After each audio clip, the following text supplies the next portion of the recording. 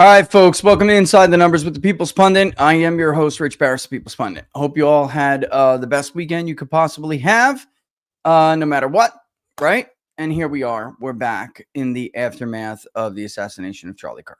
Okay. What I thought we'd talk about a little bit today is what we've learned since, what we intend to do a little bit more with the survey. I had to go back and look at some of the suggestions which you guys put out there, which was, absolutely fantastic. And then also some of the reactions, which, we could highlight all of the negative stuff. We all know it. It's the entire point of why we're doing this survey, which, by the way, remarkable. Let me show you guys something. We haven't seen this level of interest in the public polling project since probably the 2020 election when it first became. I'm serious. This study funded so quickly, it's almost done. It's almost done. It funded so quickly. I'm stunned. Frankly, I'm legitimately stunned. And we're gonna make sure that we do this right. I do think that it's probably best to have a bit of a cool down period before we even were to field it. So, I could have, gone in and decided let's do this and go in this weekend. But I feel like in order to get past all of the nonsense snap poll kind of formatted questions and results into the good stuff that can be taken and used for something positive in the future, I think we needed to wait a little bit anyway for what is essentially a cool down period. All right. So how long is that going to be? Not long. We are probably going to go into the field this weekend, even though I will not be here myself. I will make sure everything is good to go. And I'm going to go obviously to Arizona, and we'll look at it and we'll study it when we get back. When I get back. Look, there's a lot of ugliness in the world, and after something like this, we're forced to watch sick people do things like celebrate things that are disgusting and untrue, and then unbelievably, the principal, trying to choose my words carefully, the perpetrator always tries to turn themselves into a victim. And if you weren't on social media, which was probably very healthy for you, then you didn't see maybe some of this. And you also didn't see how one side could possibly delude themselves into thinking the information that we're now learning and is coming out was not going to come out. Like we weren't going to learn it or something. Like somehow this particular offender, this coward of an assassin, comes from a Republican family who allegedly supports the president, would somehow be the assassin to Charlie Kirk. Like that ever made sense. It was a true exercise in self-delusion, and it was remarkable to watch. But now we know that is, of course, not true. And in fact, I knew that already because I already knew some material that was investigated and the content of interviews that both law enforcement, local law enforcement, and the feds were aware of with peers, family members, etc. And it is, again, looking much more like the pathology we spoke about on Friday, which is why I want to do, again, why we need to get this right, because I feel like if we focus too much, if we don't focus enough on the politics, we do a disservice to Charlie's memory, because, of course, we can't ignore that there was a political element here. But if we focus too much on it, we may miss a bigger pathway to radicalization, or pathway to, and again, we should really work on these terms because we should familiarize ourselves with them. but a pathway to like heinous activity, right? So it was not surprising, or it to say should not have surprised you to think to yourself, well, I bet you we're going to learn that this individual who was from a Mormon conservative values, from the reporting we heard, ended up, going to a liberal college campus and felt like they did not belong, maybe were socially awkward and disconnected, and very much feeling like an outsider in their family and friend element, and these are like rich targets for various different groups. One could simply be, if you're talking about a young man in urban America who feels that way and doesn't have their particular role in society locked down, they could end up in a gang, folks, right? And I'm old enough to remember this, so I keep trying to bring this example up for you guys. But in the 90s, when we talk about Columbine and other incidents of public violence like this, we're talking about the same kind of pathology, only these guys were typically sucked up by groups like wannabe neo-Nazis who gave them a feeling or a sense of belonging. And in modern America, because of the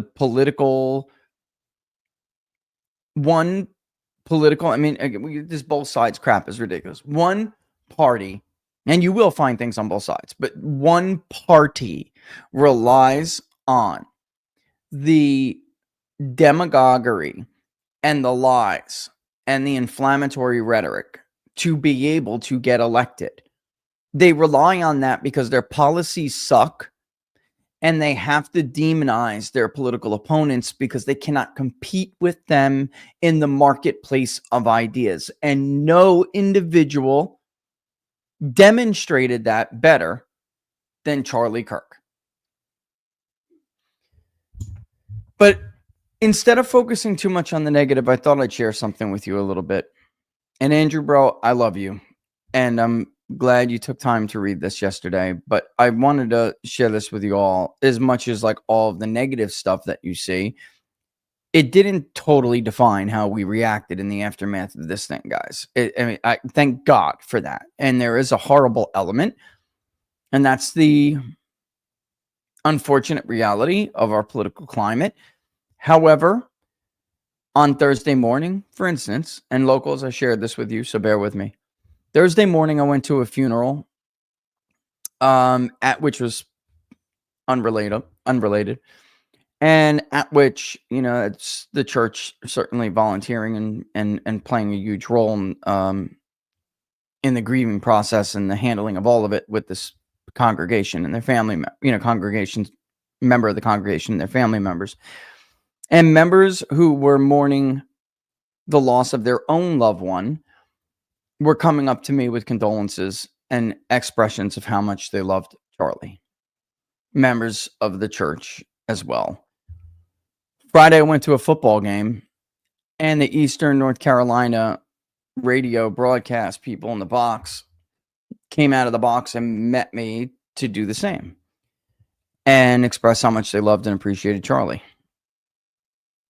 On Sunday, he was brought up, and again in church, and you could tell there was a lot of deeply hurt people there, even though these are people who never personally met him. I mean, and of course they know who I am, and of course they know, or many of them, not every single person, but the members of the people that run the church. So my point is, it's not all the disgusting stuff that you see on the internet. It's not. And I think that there's an element that we have to talk about and we have to showcase, because I don't know what else to do other than to shame these people. You see that again, it's just like this thing they did. It's like turning themselves into the victims here. Immediately, you had Congresswoman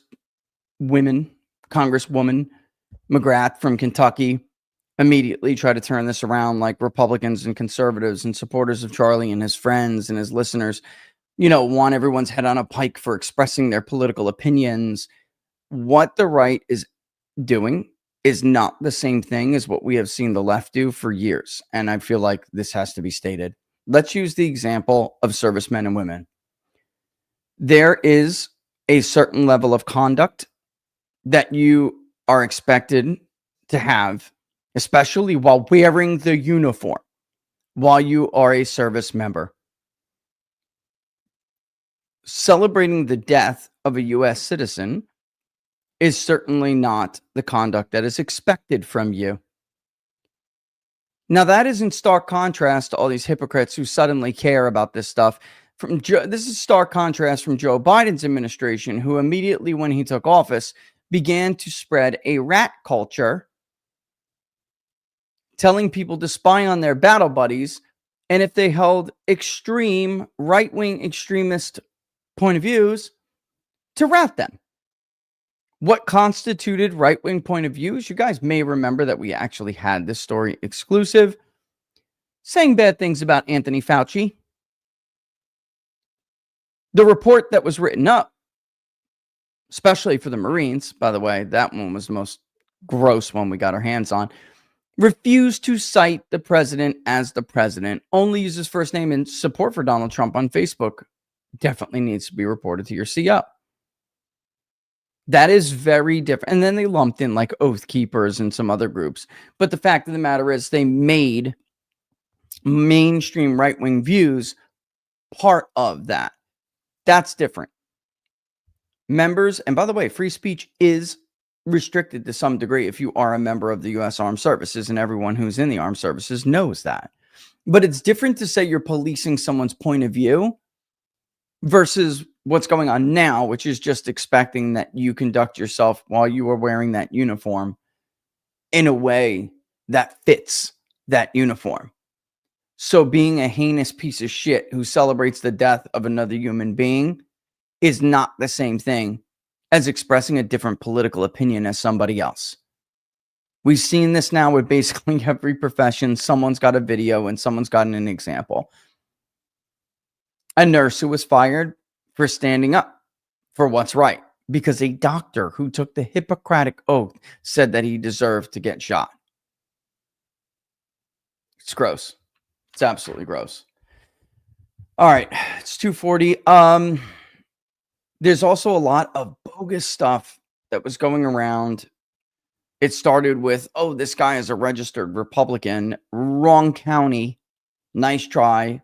Do it again. Because, of course, he was not. He's a registered independent. But in any event, you had groups like this one. All right. Graft, which I'm not going to read the entire article. The Federalist has a great article on this and other groups. If you want to read about it in your spare time, go ahead. Obviously, Riley Gaines had attended Turning Point events, right? They're talking about Pastor Johnson Yo and Chloe Cole right here, who is authoring this tweet. I want you to read this statement @Glad put out so you all understand that it isn't just a fringe group on the left that is justifying the murder of Charlie Kirk. There is a multi-million-dollar institution that accused Charlie of spreading lies and vitriol through Riley Gaines, Pastor Johnson, you and I. Naming the three of us in this statement is putting a target on our backs, and it normalizes the violence that took place in Utah. They do not care if we die because they think we are Nazis. This is the reality of a large amount of the Democratic Party in America.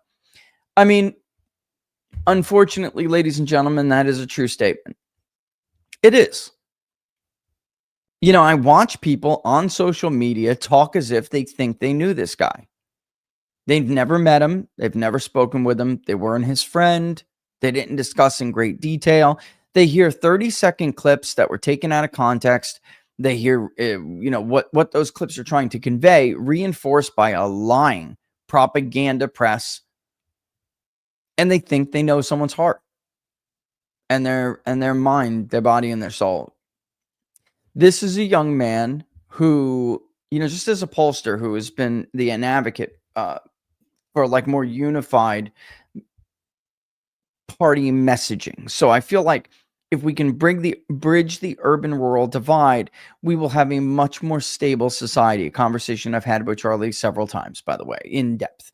And he 100% agreed with that. This is a guy who went out and tried to open his arms with the movement to people who are not traditionally on the right, on the political right. And that included, non-whites and everything else. So like to hear this as somebody who, like, if you're somebody who actually knows one of these people who get maligned like this, like Charlie did, like many others did, it's really frustrating because you know it to not be true.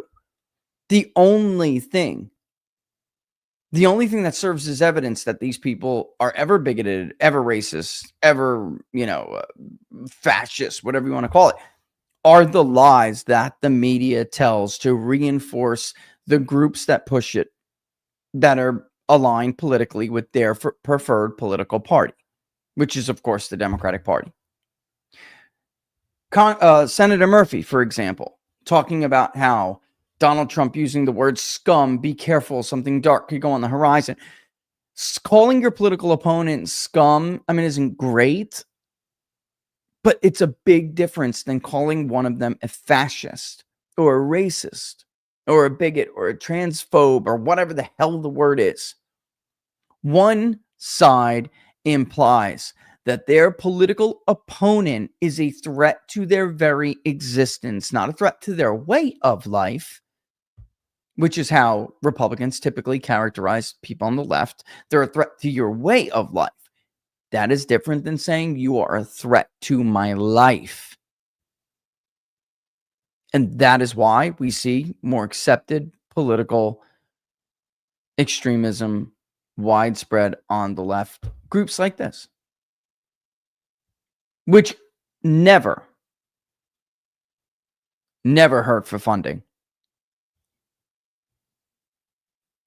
Maxine Waters once said that you can't argue with Republicans, and that you need to get in their face everywhere they are, all over the place, and threaten them. The former senator from Montana once said, there's no other way to deal with Donald Trump but to punch him in the face.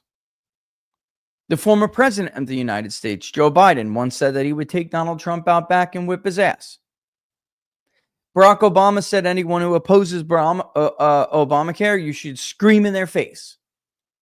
Eric Holder said Michelle Obama was wrong, and when they go low, we kick them. Or whatever that... this is very different than Donald Trump saying, you're a piece of crap member of the ruling class who's been getting rich off of the backbone of the working man and woman. It's a huge difference. Huge. And the other fact is that there aren't groups, which everyone's going to learn more about. Hopefully, Cash, if you don't hide this stuff, because there's getting to be a lot of really, really concerning stuff from people, for people like us who obviously know people and try to elicit more specific out of people about what's going on. I'm starting to get that feeling that I don't like. And it's the feeling of we're going to try like hell to hide something. And I don't know what that something is yet, but I feel like I'm starting to get those stares and I'm starting to get those excuses.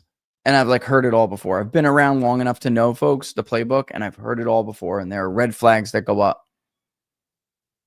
And I hope not, but I'm starting to get those red flags. We are going to find out, obviously, a lot, whether we got to pull it out of Cash's ass. But today, he went on Fox, and he did, or not today, actually. Yeah, it was early this morning on Fox and Friends. My God, I'm sorry, guys. The days are starting to blur together. It was on Fox and Friends this morning, and this is what Cash, the director of the FBI, said. So into an interview of him, that he looked at the video that we released that time out.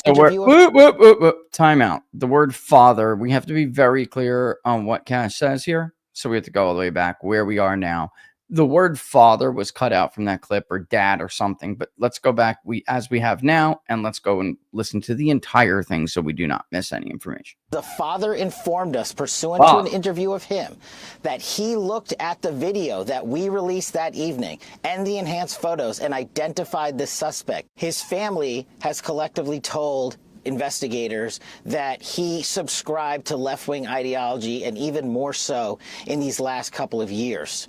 And he had a text message exchange, he, the suspect, with another individual, in which he claimed that he had an opportunity to take out Charlie Kirk, and he was going to do it because of his hatred for what Charlie stood for.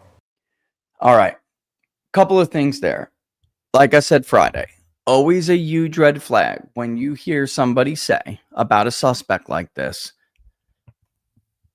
he wasn't very political except for the last 6 months, and then he was increasingly political. The very same thing, just in a different form, manifested in a different way. About lone wolves with terror attacks, you will hear things like, I don't know what happened. He wasn't very religious most of the time I've known him, but in the last 6 months, he started getting very religious, very devoted, very dedicated. That is radicalization. That is the hallmark of radicalization. And what Cash neglected to tell everybody there is that there are other messages clearly showing that friends or people who run in certain circles absolutely knew about this event beforehand. So it's making me a little bit nervous when I hear this from multiple different sources, confirm certain things I've seen with multiple different people. Why aren't people in handcuffs and being interrogated right now? Like, what else do you need? It starts to make you wonder. But again, for anyone who thought that somebody that was truly MAGA would go out and be the assassin against somebody like Charlie Kirk, one, is deluding themselves, and two, doesn't know MAGA at all. The most likely scenario was always going to be that this is a kid from probably a relatively strict Mormon family, although they don't look that strict, but I mean like certain expectations and values you're expected to have, you were raised with and instilled with. He got a scholarship to go to school. We're going to probably find out he had a hard time fitting in. He had a hard time adjusting, maybe socially, academically, or both, and fell into a group that is the antithesis of what the values he was raised with and stood for, and his family stood for, because this is what we normally always see. And right, I just want to point out, if like it wasn't case closed in Butler, and not only Butler, by the way, David, in Florida, that guy had connections to an NGO that we know is solely focused on the funding of Ukraine by Western countries against Russia. This guy just happened to find his way over to Donald Trump's property and find a spot in the bushes where he could take a shot at Trump. Give me a freaking break, folks. This other guy, none of these people are really remarkable in any way, shape, or form. And yet he somehow knew the building where the Secret Service wouldn't look to find a direct line of sight to the president. I mean, this stuff stinks. And we all know the FBI is all over discords. We know that. From the Whitmer case, where, I mean, it's basically a clear-cut case of entrapment with several of those defendants.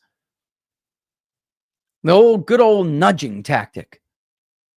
Find people to nudge to do something stupid. And sometimes it gets out of hand.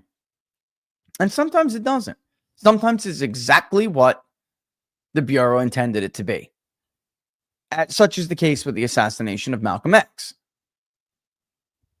This is not new. We all know, like, so if they weren't so busy meddling in things that are not in their mission statement,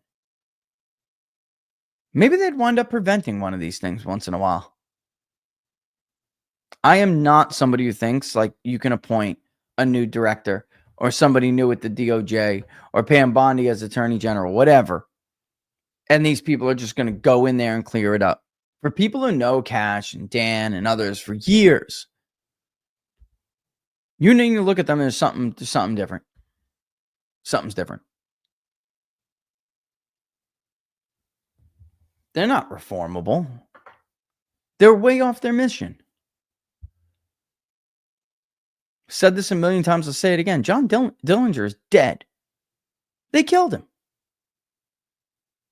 Without a trial. What's the point anymore? We get wins like Waco? What's the point? What are we doing here, folks? When a Democratic president's in office, Catholics get labeled right-wing extremists, and they dedicate vast amount of resources to shutting down mainstream views like Christianity. Very, very difficult for my buddy Jack to do what he did yesterday. Brave of him, by the way, as well. To look at the, that's probably why Jack did the interview and and someone like me didn't. Very controlled, very disciplined. I thought he handled himself very well. You know what? Let's just play it and let's just see where I think that we have to take, because I know they were trying to bait Jack, but we have to take this conversation in another direction, because every time something like this happens, the same institutions like the propaganda press and the FBI act as if they're the ones who are going to come in and be serious and have the serious discussion and hold these serious investigations. And they somehow get away with their own culpability in these things, in these events. Before I play this clip, I want you to consider this. 1 million people show up in the streets of UK with Tommy. I can't go anywhere without hearing what I heard. And by the way, there were kids at that football game devastated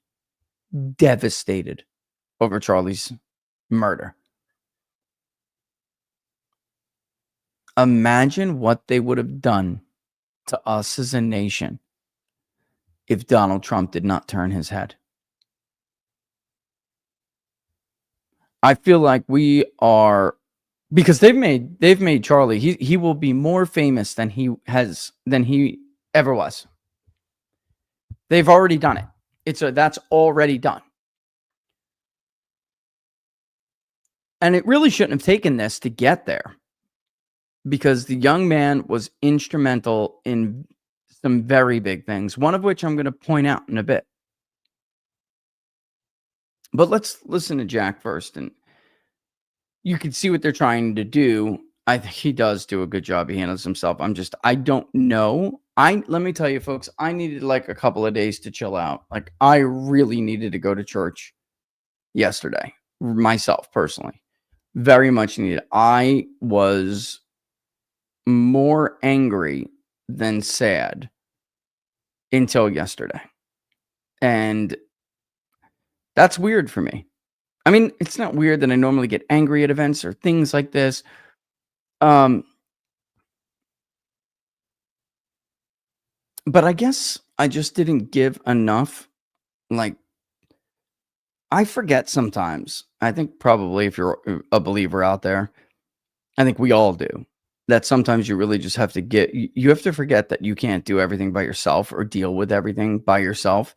And you eventually have to give something to the Lord to hold on to. Maybe that's what the anger is. Maybe it was like a defense mechanism until I was ready to do that. I don't know. All right, let's play. I think I'll just play one. I may play two, but let's play one clip from Jack, because I think he says something that's it just comes out and says, I mean, it's about time. It's about time.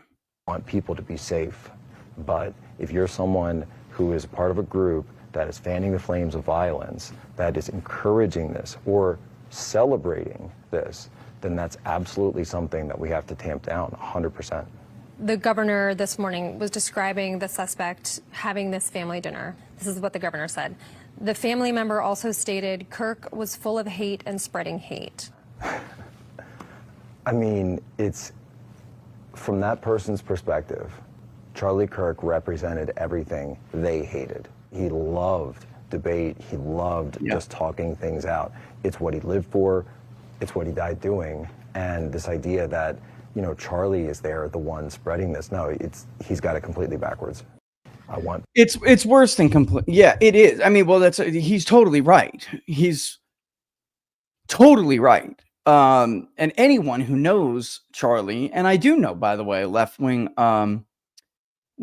journalists who did know, I wouldn't say left-wing journalists, but because there's certainly a group of people who in recent years have come to realize there is an alternative stream of information that is coming out, and that we have to recognize them, I guess is the way I want to say this, and engage with them. And when you do that, folks, you come to meet people differently. Like you come to, am I saying this right?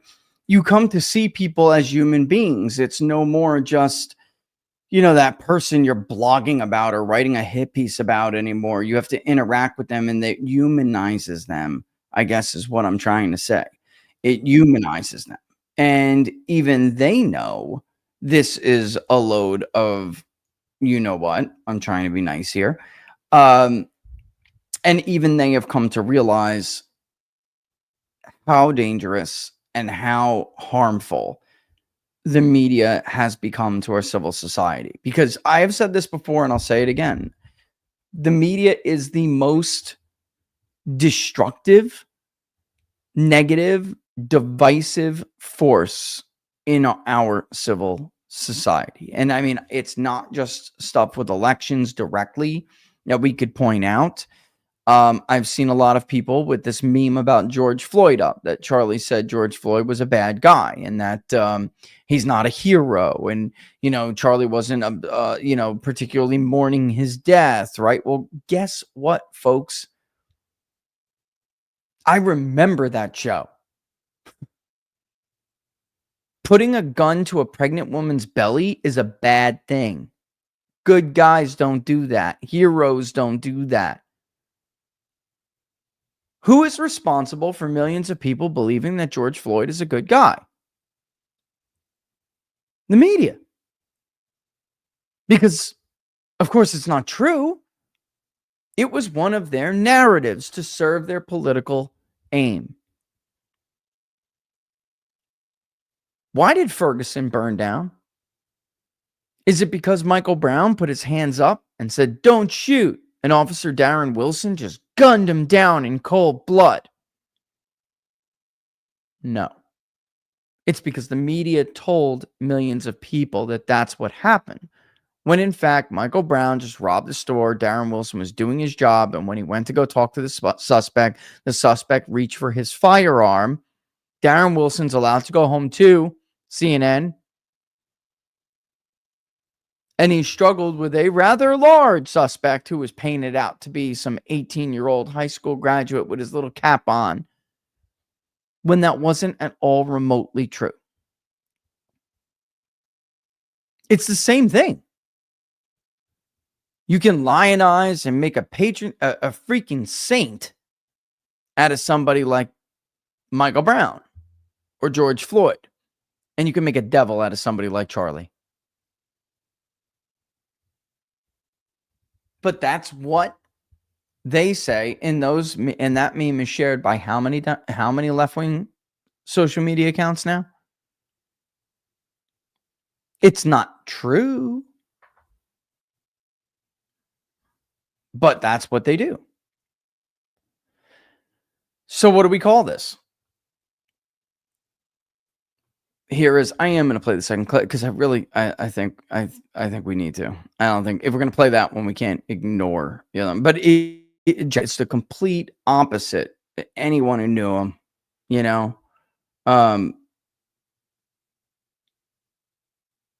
you would have to believe the fiction that the media painted in order to think that what she just said was accurate. All right. So again, I don't know another force that's more divisive, because the truth is, the party that their preferred party, their vehicle of exercising political power, they're not the ones who amplify this message. It's the corporate propaganda press that gives them billions upon billions. I don't even know how you quantify it. Gives them billions of in-kind campaign contributions that often and unfortunately happen to be dangerous. All right, so here's a second clip I'll play from Jack before we move on. My friend's in a box right now, and it wasn't an accident. Are we facing a civil war? Well, there's no question that we're clearly facing asymmetric civil warfare. One of the key aspects of that is political assassinations. That being said, the idea that we're going to a, classic civil war scenario, I hope and I pray that that doesn't happen. You think we're... Whoops. You think Jack's being hyperbolic there? Because I don't. I mean, if you're going to argue Jack's being hyperbolic, like some have, then you have to minimize Charlie's role in the events, the political events, especially the last presidential election. And before that, because believe me, it takes a lot of legwork before you actually change minds that much. I mean, this is the important part. Like, targeted political assassinations are a part of asymmetric warfare, and they jump down Jack's throat. Charlie wasn't just trying to change people's minds anymore. He was. And that was more, that went way beyond, and I'm telling you this because I'm about to give you the inside ball game here right now, folks. It wasn't just changing the minds of kids on college campuses that he would go to and say, prove me wrong. He changed minds of some of the most important men who, making this decision, had a huge impact on the outcome of political events. And I'm going to play this clip until a certain someone says something. And then I'm going to give you the 411. Things that I always took from Charlie was this idea that we needed to grow the coalition and expand the coalition. There's probably no person in the entire administration who better exemplifies that than you, one of the leading consumer advocates, health advocates that has existed in our country, but until a few years ago, more aligned, given your name. You were a scion of one of the great political families on the Democratic side in American history. But now you're one of the most important members of the administration in a Republican administration. Maybe talk, if you would, just a little bit about Charlie's approach to politics and how it ultimately made you one of the most important people in the federal government. Yeah, well, Charlie was probably the primary architect of my unification with President Trump. I actually announced my endorsement of President Trump at a Turning Point rally in Arizona, which was his idea. And he was, for people who were there, remember it, there was all these kind of fireworks and sparklers on the stage when we shook hands, and that was all Charlie's orchestration. That was his idea, and he insisted on that. But I first met Charlie in July of 2021. I had just written a book about Anthony Fauci. And he'll go on to tell his side of his story with Charlie. He'll go on to tell that, and that's beautiful and wonderful. But I'm putting the picture of the screen up. I'm putting a picture up on the screen here of the moment that RFK just described. And I'm telling you that when Barnes and I did the 4 Freedoms poll, nobody understood the significance of the results of that survey better than Charlie. And he immediately sprung into action. Immediately. And sometimes, folks, in this game, you got to hit people from all sides when you're trying to prove a point, when you're trying to get someone's attention, and you want to, for instance, in this case, get RFK in a room with Donald Trump and help the two men understand that you share a common political foe and that an alliance has enormous upside potential, not only for electoral victory, but for advancing the causes that both of these men believed in. And, you know, one of these venues made its way through with somebody like a Thomas Massey. And that's great, where RFK certainly, you know, valued that wing of the party's point of view and saw it as a potential vote-rich target environment for his own campaign when it was still when he still believed it to be viable. But somebody like a Thomas Massey does not have the ear of President Trump. It's just true. And then in comes Charlie. Like, have you read this? And he gets both men's attention. It's a huge role. Huge. I mean, there's almost no way to overstate his effectiveness in the last several years of the history of Turning Point. But he was in the moment of making that dream come true. That dream that he had forever, where he, like, you know, as Molly Hemingway, I heard her say, he put aside all of these old, tired Republican rhino tropes, and he punched right through with the new message, and it made a huge difference. It finally started to lasso those political unicorns that Republicans have been, you know, in search of for so many years, and failed miserably, by the way, at catching them. Failed miserably. So when you're talking about whether or not Jack is being hyperbolic, you have to not know any of that or minimize its significance in order to think he's being hyperbolic. Because to everybody else who knew, it looks really bad. They took somebody that is irreplaceable. He cannot be replaced.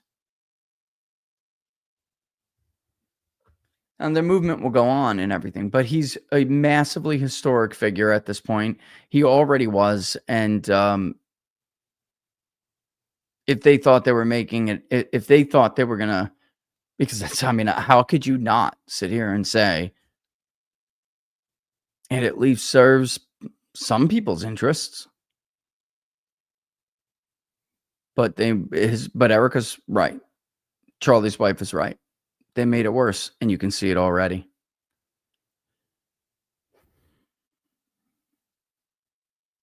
Didn't take more than 48 hours last week to know that that was true. All right. It's 3:10. Like I said, I think we're almost to this goal already. We'll start this weekend. Wednesday, we'll have to talk a lot about what else we're going to do. Hopefully, I'll have something already put together and we can kind of go over it and kick it around. That's honestly, guys, what I've been thinking we would do. We did good on Friday, too, as I was wrestling with how best to approach some of these questions and to avoid just being the simple snap poll kind of crap you see, but something that would give us some real insight here. I think our spitballing back and forth just together on the stream was really good. And if you missed it, we came up with several very good ideas and ways to approach it. I'd like to continue that and make this the most meaningful survey about any of this that comes out. Something that will, hopefully start something that ends up being a productive discourse, right? That is the goal here, after all. All right, 3:12. Sorry, a little late. Had to go get the kid from one of the three. From had to go pick her up, and then little one's got to get picked up now. But we'll have a generic ballad, by the way. we're doing. I don't want to blow it here yet, but we are doing a collab with somebody, and well, let me just leave it at that. We're doing a collaboration, and I think there were some voters that were disappearing into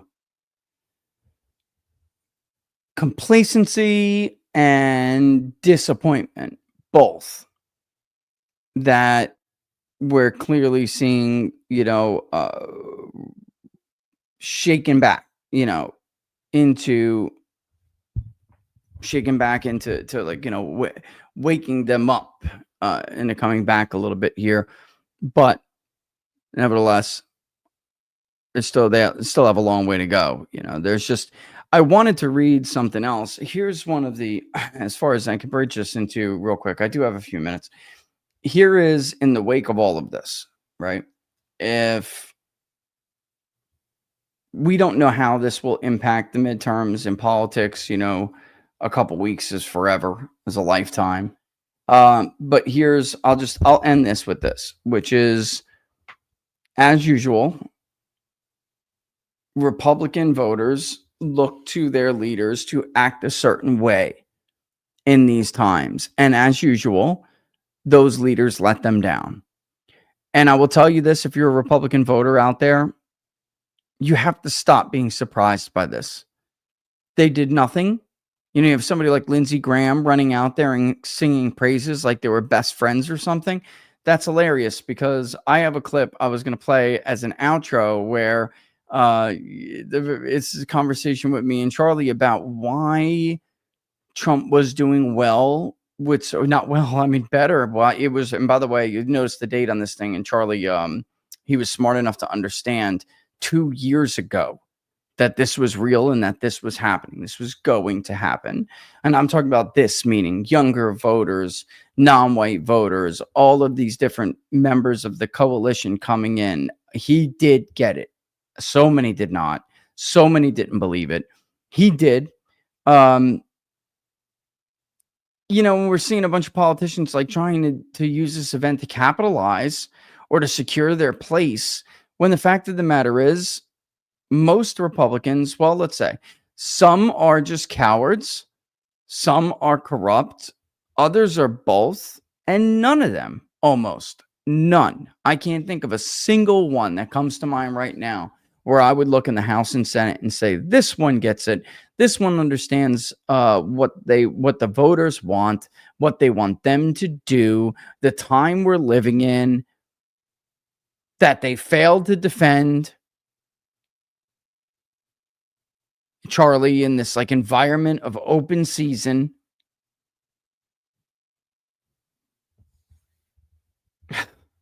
You know what? I'll just let him speak for himself.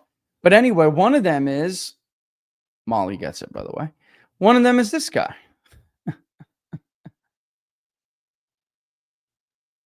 Only Republicans could mess up a reaction to one of their most treasured figures in the movement. Only they could botch the reaction to that person's assassination. They are truly remarkable in their stupidity and in their cowardice. And Senator Langford's he's at the top of the list. There's nobody better. And I know this is written by Sean Fleetwood, but Molly, and sharing Sean's work, but Molly has been saying this now for days on Fox as well. I just don't think you understand what a disservice you do to the country when you behave like this as a Republican after the assassination of somebody as beloved as Charlie was, or anyone for that matter. Again, I would ask you guys to really have a thought exercise and imagine if Donald Trump didn't turn his head, and then less than 72 hours later, you hear simpletons, morally cowardice, tiny men like Langford say things like this. If you're not focused on fighting far left violence, step aside. And at this point, You know what? Let Sean. Sean can make his own case. The spate of leftist-led violence in America, particularly against conservatives, has become a nationwide problem. So what are elected Republicans going to do about it? Following the horrific assassination of Turning Point USA founder Charlie Kirk, many GOP officials quickly posted statements rightly condemning the killing. With few exceptions, however, there was something notable missing from these figures' response. An action plan on how to lawfully confront the evil harming their voters and everyday Americans. Case in point, Senator James Lankford from Oklahoma. Addressing Kirk's assassination during a recent interview, the Sooner State Republican spoke about the importance of civility and living out one's faith in public life. While there's nothing wrong with those statements, encouraging people to embrace Christ is a good thing. It's Lankford's subsequent question to the audience that is downright embarrassing. Quote, I would push back on all of us and say we should live out our faith, the principles of our faith all the time, on even how we respond in anger in moments like this, but to also ask each other, why can't we at least talk about things where we disagree? You stupid fool. That is what Charlie did on the campus every tour. What are you talking about? That's legitimately what he was doing. And admittingly, I react with anger a lot. That's just the kind of person I am. I am not a very good Christian. I try, but the truth is I'm more Hammurabi than I am turn the other cheek. It's just how the Lord built me. But he wasn't. No. Who's he lecturing? As acknowledged by Lankford himself, talking about things where we disagree was a hallmark of who Kirk was. He regularly went into the belly of the beast, which are college campuses, to hear from those with different views and tried to bring them not only to conservatism, but to Jesus Christ. And the extremist elements within the radical left executed him for it. Lankford went on to display his impotence on the issue during a CNN interview several days later. Sean Davis said, Lankford is a nice man. I'd bet he'd be a wonderful neighbor, but he's a moral coward and unsuited to leadership at this point in our country's history. America needs bold, courageous, fearless leaders, not jelly-spine speechifiers who lack moral courage. And hold on, because I actually think I do want to play this clip. All right. Hold on, I'll get it. Don't worry. Let's get rid of it. Actually, I needed that quote. 1 second. Speechifiers. Why can't I get Sean's quote? That's weird. Who lack more courage and want to be like basically nice to both sides. All right. I have my own little story from Friday morning where I dealt with a similar Republican lawmaker. And I'm going to tell that after we're done watching this, because we are going to watch this real quick. Let me just pull it up on Twitter. What's your ideology?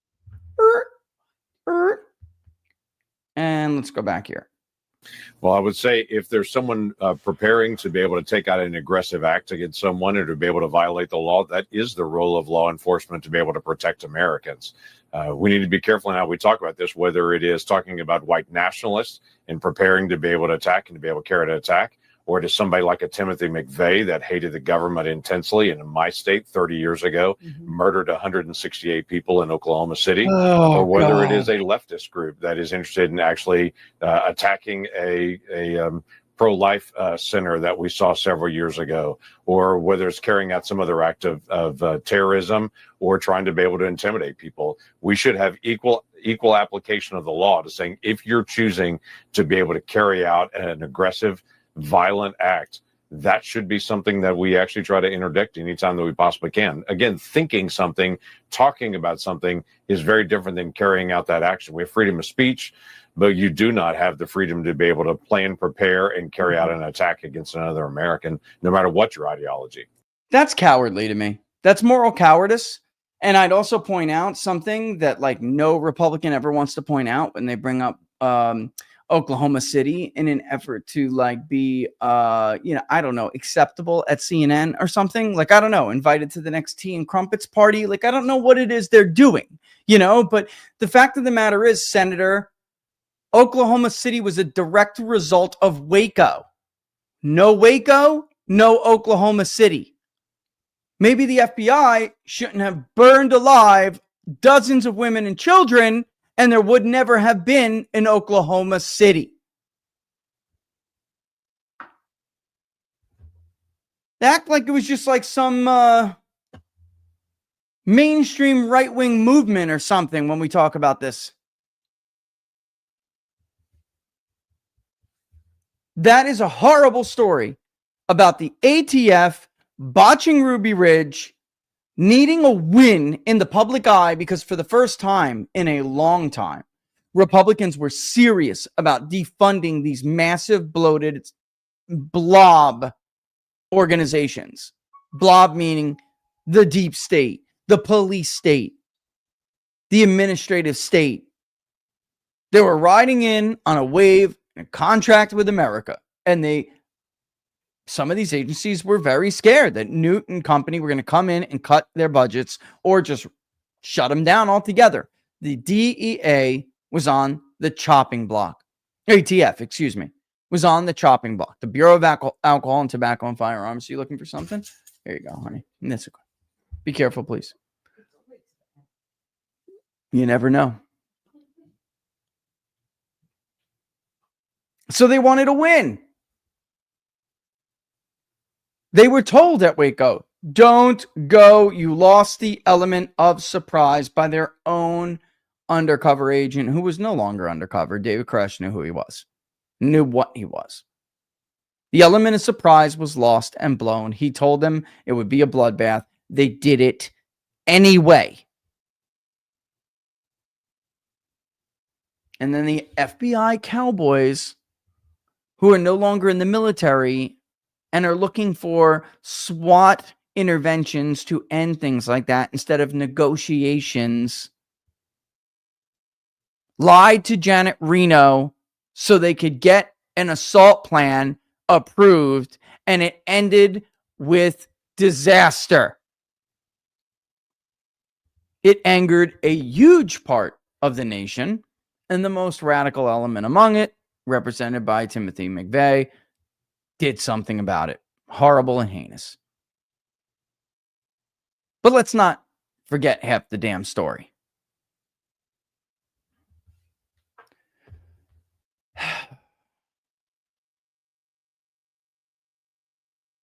Friday morning, I was forced to listen to Congressman Greg Murphy's disgraceful interview in North Carolina with it's a local station, but it's a very popular show, in which he defended his Democratic colleagues and their behavior on the floor of the House, refusing to have a moment of silence for Charlie Kirk. Basically justifying what they did by saying Lauren Boebert is to blame. It's not that they were booing and refusing to have a moment of silence for Charlie Kirk because of what they think or who they think Charlie Kirk was and what he stood for. No, it was Lauren Boebert. They don't like her. They were really just booing whatever she brought. What are we, a bunch of freaking children? I don't like that girl Lauren, so I'm going to boo and plug my fingers in my ears and go la la la la la la la. Like what? How unserious are these people? And further, how morally cowardice are the ones who defend them and justify them? I think that was more so directed at who. I think it's more because of who the person was, who asked for it. Give me a break. First of all, that's not even true. Do they hate Lauren Boebert? Sure. Problem is, they hated Charlie and a bunch of others still today. Gross. Absolutely gross. And with that, I'm out. Don't forget, if you like the videos, I didn't even say any of this, like the videos and share them far and wide. Best place to follow us, as always, is on Locals, peoplespundit.locals.com, peoplespundit.locals.com. publicpolling.com. Public Polling Project is ripping. Let's do something good with it. Let's do something serious with it. Maybe we can start to look at this thing in the light that it's supposed to be. We can't ignore the political angle here. But we also can't ignore the fact that we have a mass mental illness issue in this country.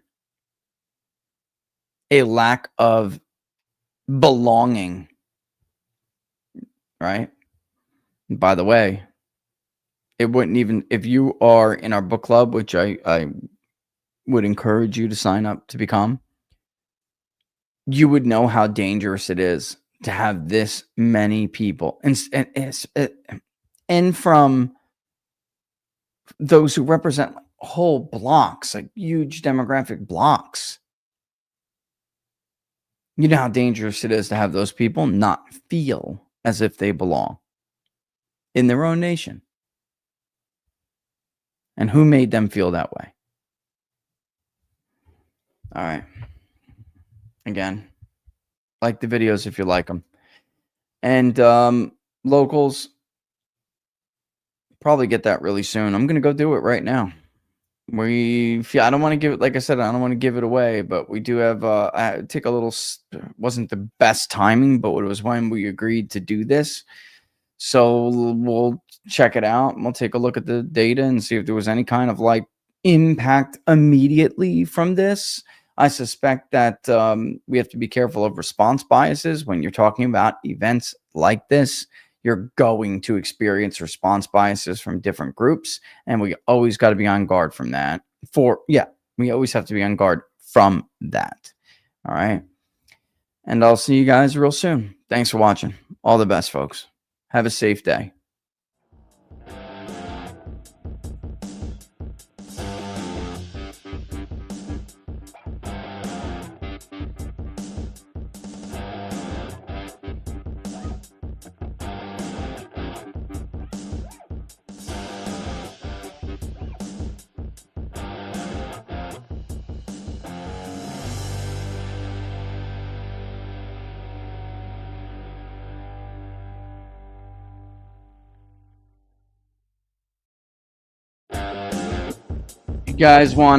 You guys real quick want a little before I go, and I know some people were like, I thought it was going to be over. You want a little flashback?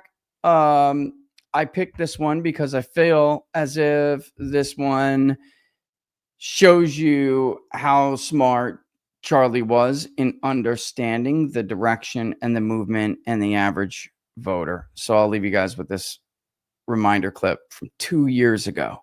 And by the way, he was right. Republican donors, again, that I'm on good terms with because they like the campus work we're doing. Praise God, thank them for the support. We just see things differently politically. And they say, I hate Trump. How could anyone like this guy? But despite it's also that Trump embodies a ultra alpha male in a time of feminine men, an unapologetic defense of the country. Do you see that in your polling? Almost a mythological superhero type figure in the eyes of some voters?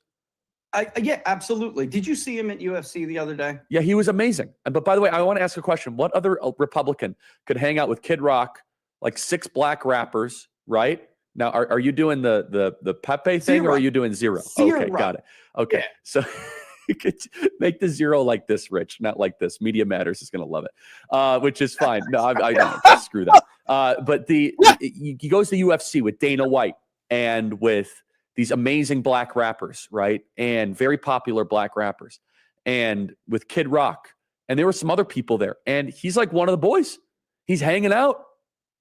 And look, how excited I don't think Lady Graham could do that. I do not Lady think Lady Graham could hang out with Kid Rock ringside. And like, by the way, you know what was so great about the video? Trump was so engaged. He was on the front of his seat watching. Like, holy shit. Your thoughts? I thought that's a great point, Rich. I think the Trump campaign's doing something this year, which again, I mean, this, as in politics, the question you asked before, there's never just one right answer. It's always a coupling of different things that are going on. And I think one of the things that really is catching fire for Trump this time around is those who remember 16 and compare it to 20, you cannot be seriously objective and say that something was missing from 2020. There was something special that he had this connection with voters in 16 that was lost in 2020. Too many consultants, too many people, too many chiefs, not enough Indians, right? In 2024, 2023 now, but moving into 24, they've made a very conscious decision to put Trump back in his element. The element, I go back and I was looking at UFC and I was looking at McDonald's in Ohio, these moments that he has. And I was thinking back to Manchester, New Hampshire in 20, he just showed up at the police department and he just wanted to sit there and shoot the, and shake hands. And I remember watching, and there was cops getting on the phone with people they knew at the firehouse up the road, like, oh my God, Donald Trump is here. He's just talking. He's just hanging out. He's being a dude, and they were riding over Charlie as fast as they can to go come and see this guy. He showed up to a veterans gathering. It was totally irrelevant to the presidential race. It was about veterans healthcare in South Carolina. And he just popped up in a very intimate situation. This one liberal woman couldn't stand him the moment he walked in the door, but he listened. He was attentive. He was Trump at his best, had face to face. He walked out of the room and she goes, I may have to vote for that son of a, and I bet you she did. I agree. I bet you she did. And they're going back to that now. And I think that's also a big part of the reason. And for those people, because I got friends that like the guy, like the person you're saying called you. And it's the same thing. I hear it a lot. The bottom line is you're in a better position than most Americans, and you have a way to have a platform and have a voice or to exercise some kind of control over your life. These people do not. And when they look at Trump, they don't see a Republican nominee. When they look at Trump, they don't see a presidential nominee. They say that guy is going to be my voice. So you remember that in 16? I am your voice. Do you remember that? That's right. The minute he said that, I flipped my pen in the air and I said this election is over. That's because that's all they needed to hear. I know. That was the It's a rescue mission. They look at him as someone who's going to execute a rescue mission. Right. I get asked by a rescue mission. All right, and with that, I'll leave it and we're out. Thought you guys might enjoy that. United Kingdom or